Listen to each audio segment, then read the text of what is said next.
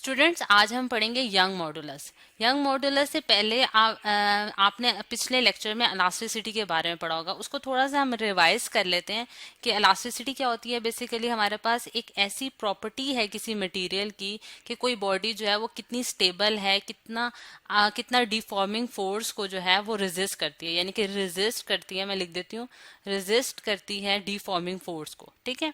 अच्छा, अब हमारे पास जो डिफॉर्मिंग फोर्स है वो ऐसी फोर्स है कि जो उसकी डायमेंशंस में जो है कोई चेंज ला रही है। डिफॉर्मिंग फोर्स में जो है वो कितना जो है वो जो है उसको रेजिस्ट कर सकती है। अब इस पैरामीटर को यानी कि इलास्टिसिटी को जो मेजर करने के लिए यंग्स ने फॉर्मूला जनरेट किया था, जिसे हम कहते हैं यंग मॉडुलस। और वो बेसिकली क्या है कि मेजर ऑफ द स्टेबिलिटी है या इलास्टिसिटी को जो मेजर करने के लिए एक हमारे पास एक जो है एक रेशो है जिसे हम बता सकते हैं कि कौन सा मटेरियल जो है वो कितनी उसके अंदर इलास्टिसिटी है। अब इसको निकालेंगे कैसे? यंग मॉड्यूलस को हम बेसिकली कैपिटल वाई से शो करते हैं, और ये हमारे पास एक रेशो होती है जो कि स्ट्रेस स्ट्रेस और डिवाइडेड बाय स्ट्रेन होती है, जो कि हम जिसे हम कहते हैं टेंसाइल स्ट्रेन। और टेंसाइल स्ट्रेन का क्या मतलब है कि यानी कि जो लेंथ में जो चेंज आएगी, यानी कि लेंथ में जो एक्सटेंशन होगी किसी मटेरियल में, उसको हम मेजर करेंगे in the term of tensile strain. अच्छा, अब देख लेते हैं हमारे पास जो स्ट्रेस होती है, यानी कि अगर मैं स्ट्रेस को डिफाइन करूं, जो कि हमने पिछले लेक्चर में भी देखा था, लेकिन अब इसको थोड़ा सा हम दोबारा से देख लेते हैं। जो स्ट्रेस होती है वो हमारे पास अप्लाइड फोर्स होती है, फोर्स पर यूनिट एरिया होती है। ठीक है, यानी कि हम कितने एरिया पे कितनी फोर्स जो है वो अप्लाई कर रहे हैं। और हमारे पास जो स्ट्रेन होती है वो हमारे पास एक रेशो होती है। स्ट्रेन जो होती है वो हमारे पास एक रेशो होती है किन के दरमियान, यानी कि एक्सटेंडेड लेंथ, यानी कि ओरिजिनल ये extended length divided by original length. यानी कि यहाँ मैं इसको लिख देती हूँ कि हमारे पास जो एक्सटेंडेड लेंथ है एक्सटेंडेड लेंथ है divided by original length, original length. ठीक है, यानी कि अब मैं इसको लेंथ को एल से डिनोट कर रही हूँ और यहाँ भी मैंने एल लिख दिया। अब इसी चीज को हम एक एग्जाम्पल के जरिए जो है वो फाइंड आउट करेंगे, यानी कि यंग मॉडुलस को।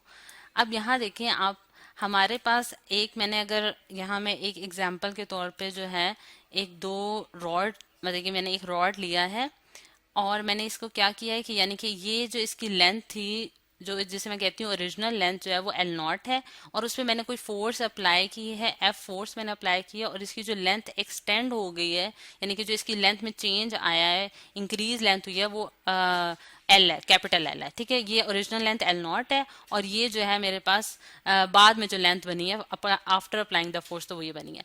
अब मैं देखती हूँ कि जो इसमें जो चेंज इन लेंथ आया, यानी कि डेल्टा एल जो है वो क्या होगा, L capital L minus L not. ठीक है, यहाँ इसको, ये थोड़ा सा ख़राब हो गया, इसको मैं ठीक कर देती हूँ ताकि ये आपको सही तरह से क्लियर हो सके। अब हमारे पास ये जो है ये क्या है, एल, यानी कि जो हमारे पास रिजल्टेंट लेंथ आई है, और माइनस द ओरिजिनल लेंथ, तो ये हमारे पास चेंज इन लेंथ होगी।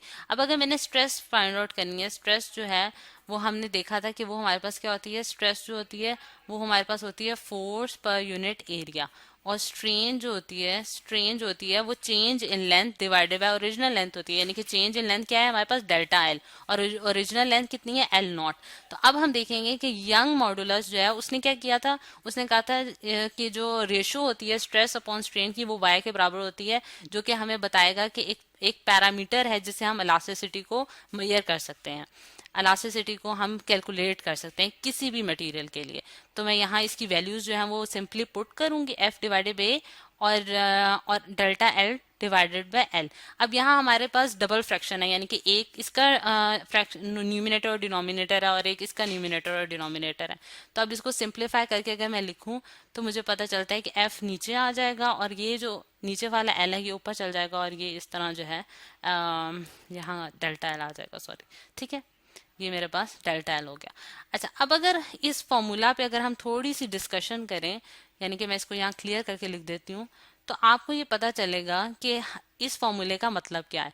अगर हम देखें तो इस फॉर्मूले से हमें ये पता चलता है कि मेरे पास जो y है, यानी कि यंग मॉडुलस जो है वो इन्वर्सली रिलेटेड है डेल्टा एल के, यानी कि इलोंगेशन जो है, यानी कि इन्वर्सली रिलेटेड है इलोंगेशन के, यानी कि जितनी ज्यादा उस चीज किसी चीज में एलोंगेशन हो रही है उतनी ज्यादा उसकी इलास्टिसिटी क्या हो जाएगी, कम हो जाएगी। जितनी ज्यादा एलोंगेशन होगी उतनी ज्यादा इलास्टिसिटी कम होगी, क्योंकि हमें पता है कि इलास्टिसिटी बेसिकली क्या है कि स्टेबिलिटी है किसी मटेरियल की, कि वो कितना रेजिस्ट कर सकती है एलोंगेशन को, कितना अपने आप को रोकेगी कि वो एलोंगेशन उसमें ना हो। ठीक है, और ये जो यंग मॉड्यूलस होता है ये डायरेक्टली प्रोपोर्शनल टू फोर्स होता है, यानी कि जितनी आप फोर्स अप्लाई करोगे उतनी ज्यादा किसी चीज में जो है वो इलास्टिसिटी हो सकती है, पैदा हो सकती है। ठीक है, अब इसी चीज को हम एक और एग्जाम्पल के थ्रू भी देखते हैं कि हम लोगों ने आप लोगों ने ये सुना होगा कि जो रबड़ है वो रबड़ की जो इलास्टिसिटी होती है, अगर देखा जाए तो जिस तरह कि इस बुक में भी मेंशन किया गया है कि रबड़ की इलास्टिसिटी जो होती है वो 0.0007 होती है, और जबकि ग्लास की जो इलास्टिसिटी है वो हमारे पास आती है 60। अच्छा, अब इसका इसका जो है ये यूनिट जो होगा वो क्या होगा। अब अगर पिछली से ही देखें तो हम इसका यूनिट निकाल लेते हैं, क्योंकि हमें पता है कि ये रेशो है स्ट्रेस डिवाइड बाय स्ट्रेन की, तो हमें पता है कि इसकी जो यूनिट आएगा यानी कि लेंथ का, तो लेंथ लेंथ के साथ कैंसिल हो जाएगा, तो ये न्यूटन अपॉन मीटर स्क्वायर जो है वो इसका यूनिट बनता है, यानी कि यंग मॉड्यूलस का जो यूनिट है वो क्या है, न्यूटन अपॉन मीटर स्क्वायर। अब यहाँ अगर मैं इसी चीज को अब देखती हूँ कि रबड़ और ग्लास के केस में हमारे पास इनकी जो है वो यंग मॉडुलस जो है वो क्या आता है। यंग मॉडुलस इस केस में हमारे पास जो है वो कितना आया है, 0.007 इंटू 10 की रेस पर 9 newton upon metre square, newton upon metre square, और इस केस में 60 इंटू 10 की रेस पर 9 न्यूटन अपॉन मीटर स्क्वायर। अच्छा, अब अगर देखा जाए तो इससे हमें ये पता चलता है कि ग्लास की जो इलास्टिसिटी है वो बहुत ज्यादा है एज कम्पेयर टू रबड़, और ये हमने यंग मॉडुलस से बेसिकली कैलकुलेट किया, क्योंकि हम कहते हैं कि यंग मॉडुलस ऑफ ग्लास जो है वो ग्लास के लिए यानी कि जी फॉर ग्लास जो है वो ग्रेटर है यंग मॉडुलस फॉर रबड़ के लिए। तो इससे हमें पता चलता है कि ये ज्यादा स्टेबल, इसकी इलास्टिसिटी ज्यादा है एज कम्पेयर टू दिस।